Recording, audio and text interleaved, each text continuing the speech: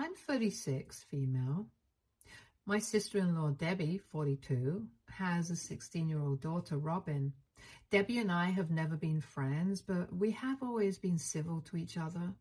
Robin and I, however, have always gotten along incredibly well, and she frequently refers to me as her favorite person in the family.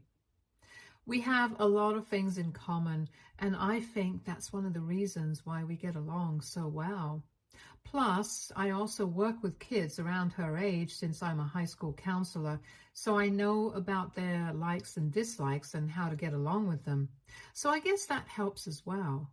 My husband and I got married 4 years ago, but we have been together for almost 6 years. Initially, Robin and I were not that close because she was very shy, but around 2 years back, we started talking about some TV show that both of us were watching and were really into, and then that's when we started getting along. After a couple of months, she started opening up to me and told me that she had been having a lot of problems with Debbie. She confided in me that her mother was very difficult to get along with, and it had always been that way in the past, but recently things had gotten much worse. Robin wanted to go to Juilliard because she was quite a skilled violinist, but Debbie thought that music was a waste of time and wanted to focus on pulling up her grades and becoming a lawyer just like her. It was one of the classic passion or career debates that has been going on for ages. But I really thought that they would be more open-minded than that, since we're living in the 21st century and I don't want to exaggerate. But Robin really is extremely talented, and it would be a waste of her talents to not pursue a career as a violinist in a professional capacity. I had tried my best to console Robin and be there for her whenever she was too frustrated with the situation at home, because her father really didn't want to weigh in any of this, and her mother was too dominating for anybody else to stand up against her either. She was basically fighting with her mom on her own and trying to get her to understand where she was coming from. But it was getting very difficult for her. I tried to sympathize with her as much as I could, but that was really the most that I could do. I had even suggested that maybe I could talk to Debbie, but Robin herself told me not to do that because that would only make the situation worse, since Debbie did not appreciate other people meddling in their personal affairs. So all I could do was just be there for her and tell her that things are going to be all right, even though I felt really bad for her, and I wish I could do something. This had been going on for the past couple of months, and recently things got very ugly, and because of that, I'm in a tough spot at the moment. So for the past 3 months, my husband has been working on a project which requires him to stay in Ohio for most of the month. He only comes home on alternate weekends, but thankfully, he'll be done with this by the end of this month. The point is, I've mostly had the house to myself and have been living on my own. Robin knew that and had been visiting me pretty often to spend some time with me because apparently that brought her peace. She talked to me like a friend, and I would try to give her advice just like I would to any other student. In the past few weeks, she had apparently been having a lot of fights with her mother, and things were getting really heated in their household. Apparently, Debbie had started interrupting her while she was practicing and telling her to get out of the house if she wanted to play the violin so badly, because she was not going to entertain this BS in her household. Then they would argue, and Debbie would insult her and tell her that she was just going to be an unemployed burden on the family in the future if she continued to disobey her mother. And I could understand how it was so frustrating. So I was aware that things were only getting worse with time, and I have been feeling quite worried for her. And then, last night, Robin showed up at my house at around half an hour past midnight. I was quite shocked to see her there because it was quite late, and it was a school night on top of that. To add to my surprise, she also had a bunch of bags with her, and she was crying like a baby, and as soon as I opened the door to her, she literally broke down on the doorstep. I had to actually lift her and bring her inside because it was freezing outside, and I also brought her bags inside since she wasn't even in a state to stand up on her own. It was very evident that she had been crying for a really long time because her eyes were all red and puffy. Once she was inside, she continued to cry, and I let her because I knew that something terrible must have happened, because otherwise she would never show up in such a state and so late in the night.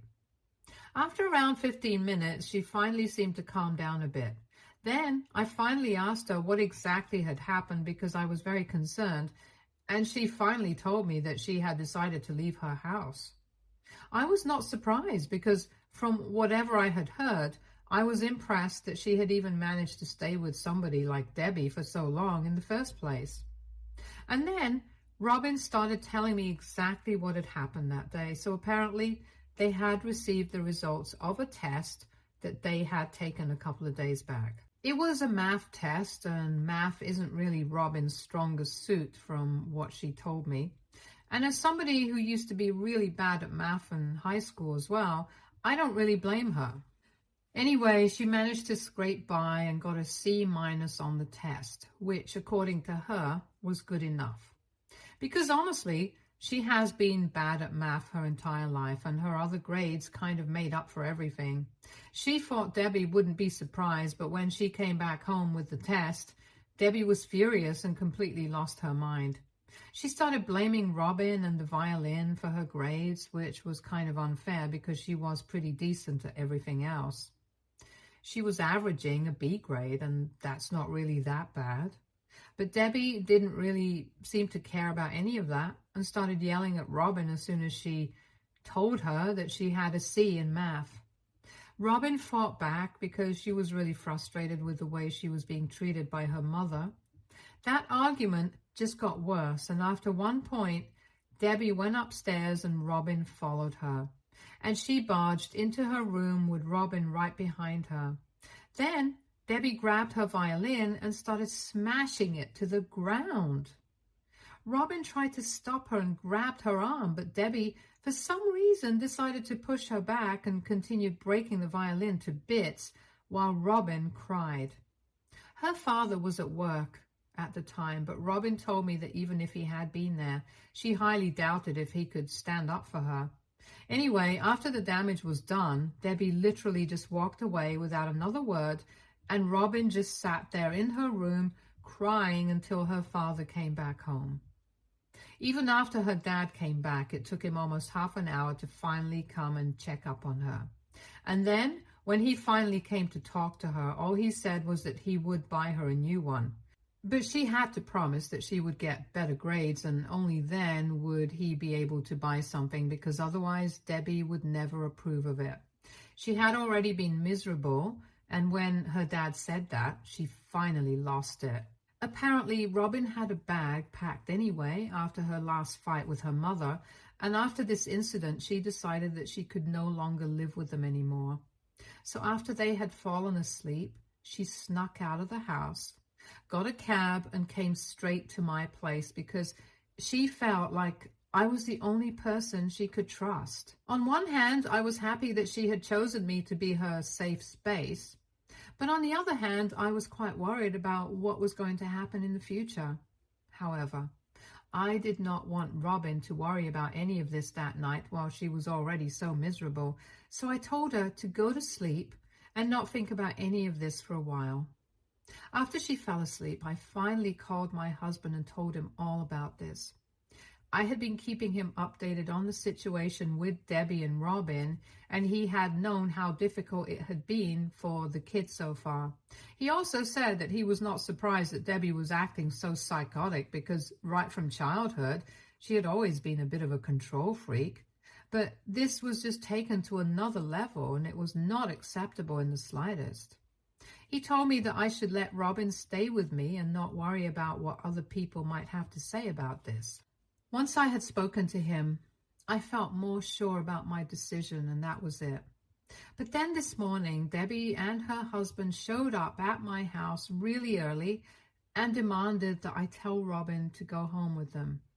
They said that they had spoken to all of their relatives after they had woken up and discovered that Robin was not in her room, and they were aware of the fact that she spent quite a lot of time at my place after school. So they knew that I was helping her hide out here, but now they wanted me to let her go home.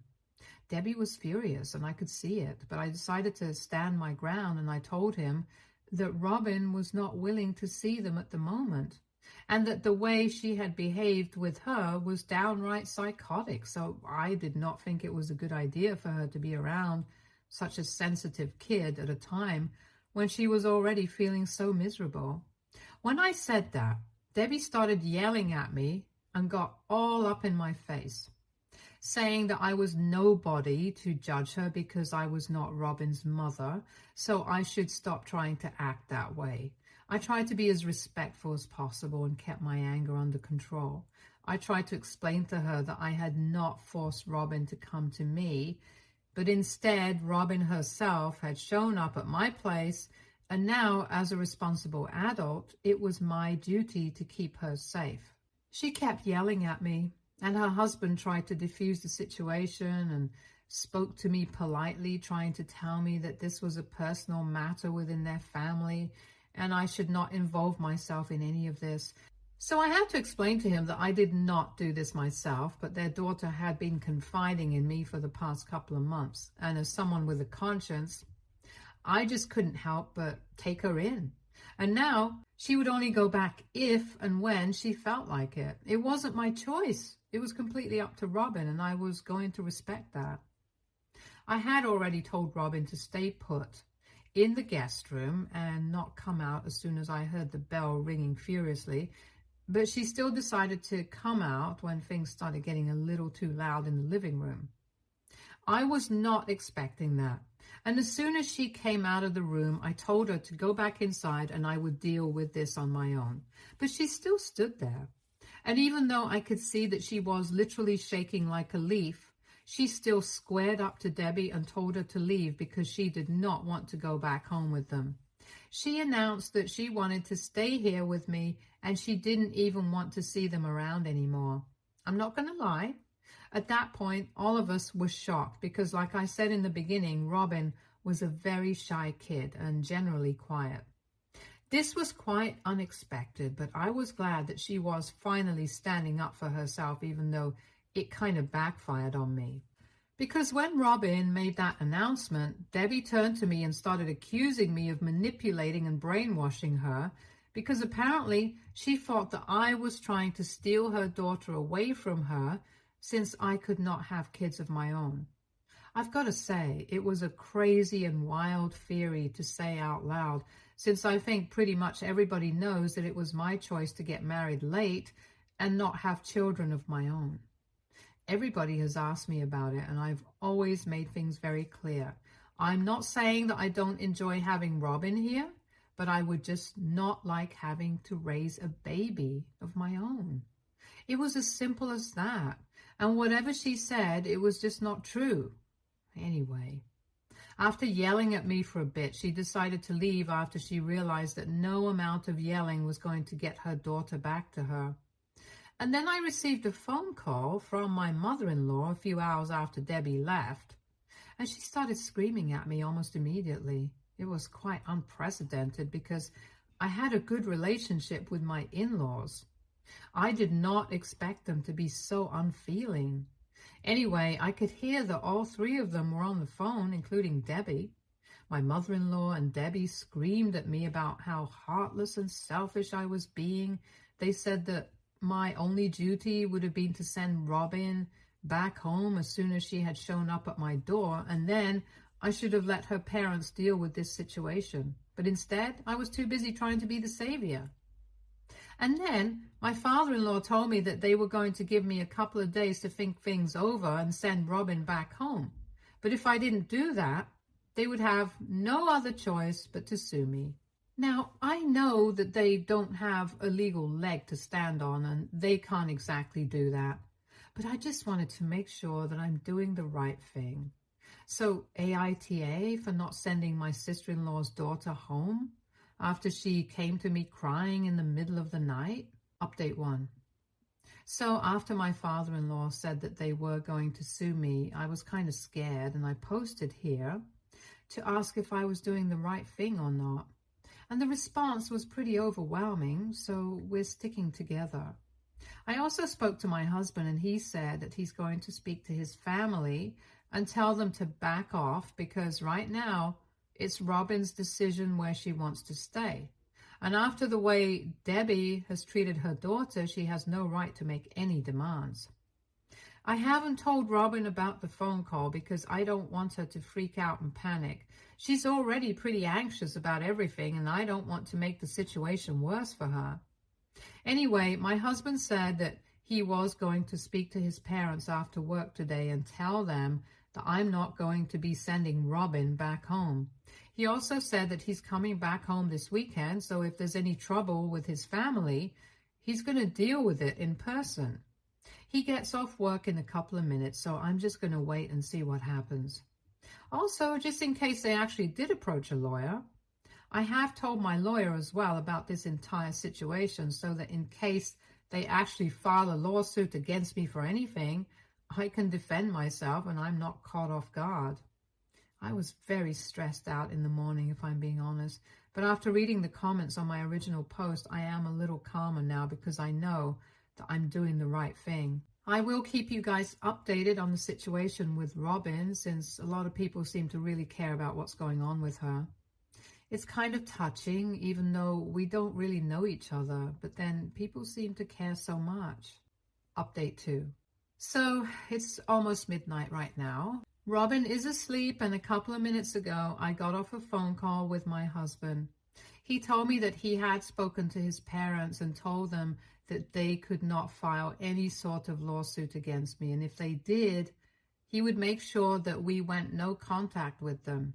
He explained to them that Debbie had been mistreating Robin, and I knew about it, which is why I had taken her in.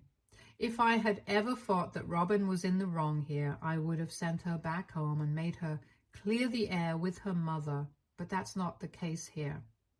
But they just refused to see things from my point of view and kept saying that this was between Debbie and Robin, and I should have just sent her back home instead of encouraging this nonsense. They think that this is Debbie's personal family affair, and I have no right to meddle in this, which is so ridiculous. Because once again, I have to remind you guys that the only reason I got dragged into any of this was because Robin came to me since she thought that she could trust me more than anybody else in the family. I think that speaks a lot about their family.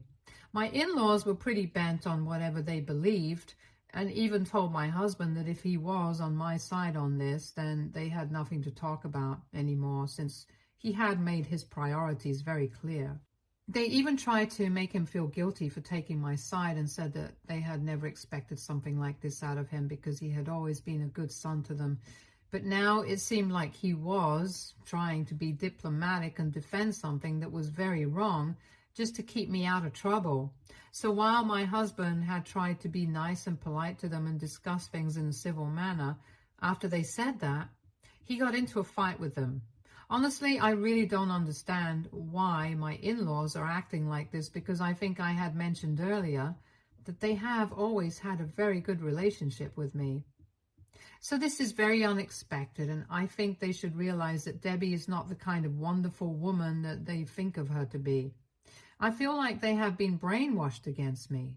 But even then, there's no excuse to act like this and make me the villain in a situation where I'm clearly trying to help their granddaughter. Anyway, all things said and done, my husband ended up fighting with his parents over, and after that, he told them that they were free to do whatever they wanted, but he knew that we were doing the right thing, and so he was not scared of anything. So now, if they want to come after me legally, they're free to do that. Update 3. So it was a pretty hectic day today. Yesterday, Robin had decided to skip school, and I had taken a day off from work because we were still trying to process everything that was going on. But today I had to go to work and she had to go to school. She goes to a different school than the one that I work at, but thankfully it was on my way, so I dropped her off and then I went on my way. But then I received a phone call in the middle of the day from her school telling me to come and pick her up because apparently something really concerning had happened and they didn't want to discuss this on the phone. They just wanted me to come over as quickly as I could and then take her home. I guess you guys can imagine how scared I was when I received that phone call, and I immediately texted this to my husband, quickly explained the situation to my coworkers, and then left. When I got to her school, she was in the principal's office and was crying really hard again. As soon as she saw me, she hugged me and said that she was going to go back home and she was not going to be a burden on me anymore. I was very confused and I had no idea what to say to that. So I just told her that she was not a burden on me and that we could discuss it when we got home. I just needed to know what had happened. At that moment, I could see that she was hysterical and I wasn't going to get anything sensible out of her. So I sat her back down after comforting her for a while and then spoke with the principal. Apparently, she had a mental breakdown in the middle of class because she had received a bunch of texts from her parents. It led to a full-blown panic attack and she had to be taken to the nurse because of it. So it happened in the middle of her literature class, and they generally had a rule that students were not allowed to check their phone during class, but she had taken out her phone just because it had been buzzing so frequently. Her teacher had told her to turn it off, so that's why she had taken out her phone. But as soon as she opened it and seemed to read something on the screen, she started crying in the middle of class and literally fell to the floor because of how hard she was crying. That was extremely concerning. So her literature teacher had a couple of her friends take her to the nurse's office, and she kept crying all the way here and hasn't stopped since. They didn't even know how to deal with any of this, and they were about to call her parents, but she insisted they call me instead, and that's why I was here. They said that Robin's friends had said that the texts were from her parents, and since school staff were not allowed to check phones and other personal belongings, they had just called me up to directly deal with the issue to take her home, since this was too intense for them to deal with. So I went to Robin and I made her unlock her phone so I could read the text that had caused her to break down like this. And of course they were from Debbie and her husband. The two of them had added her back to the group and said that they were going to file a lawsuit against me, which explained why Robin had said that she was going to go back home and not be a burden on me anymore. They also said that they were going to make sure that they brought her back home by hook or by crook, and were going to ensure that after this, she never touched a violin or any other musical instrument again. And the two of them had even had the audacity to threaten her by saying that if she spoke up about any of this to anybody, they were going to ruin her life. I was furious when I read those messages, and they were just a bunch of hateful messages where they were calling her names, telling her that she was ungrateful and selfish, and now everybody who was taking her side was going to have to pay the price for it. I could understand how that could cause her to have a mental breakdown because she was already in such a fragile state of mind. Ever since she had left home, this could cause anybody to break down. So I told her that everything was going to be fine and she was not a burden on me. She did not need to worry about any of this, and we were going to have it all sorted out. But she just kept crying, so I helped her get to the car and we drove back home. Once we got home, I told her to get some rest and made her something to eat so that she could calm down a little. Right now, it's evening and she has been sleeping for the past 3 hours, so I'm feeling a bit relieved now. I have spoken to my husband about this, and he has suggested that maybe we could get her legally emancipated from her parents and get a restraining order against them, because clearly Debbie and her husband would not stop at anything to harass her and make her live according to their terms. It was getting really nasty too, because it's not normal for kids her age to break down like this. I'm just hoping that things get better with her mental state for now, and I'm also going to have to start looking for therapists. She really needs the help, I can tell. And my husband is coming back on Friday instead of Saturday just because of Robin. We are both really concerned about her, and I think the sooner that we deal with this, the better it is for her in the long run. Update 4. Hey everyone. It's been a couple of weeks since my last update. So to fill you guys in, that weekend that my husband came back home, we had a proper discussion about all of this, and we decided that we were going to help Robin get legally emancipated from her parents. When we suggested this to her, we were not sure if she would be open to the idea, but she agreed almost immediately. Apparently, the thing with the violin and the amount of control that Debbie wanted to exercise over her future was just the tip of the iceberg. Debbie was a complete psycho helicopter mother who wanted to control every single aspect of her daughter's life, and Robin was more than glad to get away from her. The kind of verbal abuse that Robin has faced all her life is unimaginable and unforgivable. And to think that she wasn't even able to talk to anybody about this for so long. In fact, one of the major reasons that she hadn't been able to speak about this so far was because Debbie and her father had forbidden her from discussing anything that happened in the house with anybody else in the family. When she was younger, she had tried to speak about all of this and the kind of pressure she was under to her grandparents, but they had in turn complained to Debbie, and she had received the beating of a lifetime. So after that, she stopped trusting her family members. But then I was really nice, and she felt like she could trust me, which she was right about. Anyway, after we learned that there was much more to this, we didn't wait much, so we immediately spoke to a lawyer and got the proceedings started. It's still ongoing as of now, but we are positive that we will be able to get her legally emancipated. Things are going in our favor, and Debbie's psychotic behavior during our meetings is not helping either. I hope that continues because honestly, she doesn't deserve to be around Robin. My husband is also home permanently now, and I don't have to worry about him going to Ohio since he's done with the project there. Also, a lot of you might be wondering whether Robin got a new violin or not. And yeah, she did. We bought her one a couple of weeks ago. It's a better one than what she had previously. Another surprising thing that's been happening is that her grades are also getting better while she's been living with us. It's too soon to tell, but I think she might start averaging an A grade if this continues, and that will be pretty great. So she's pretty happy, and we're hoping that things get better for us in the future. Stay tuned for more stories from Our Girl Related.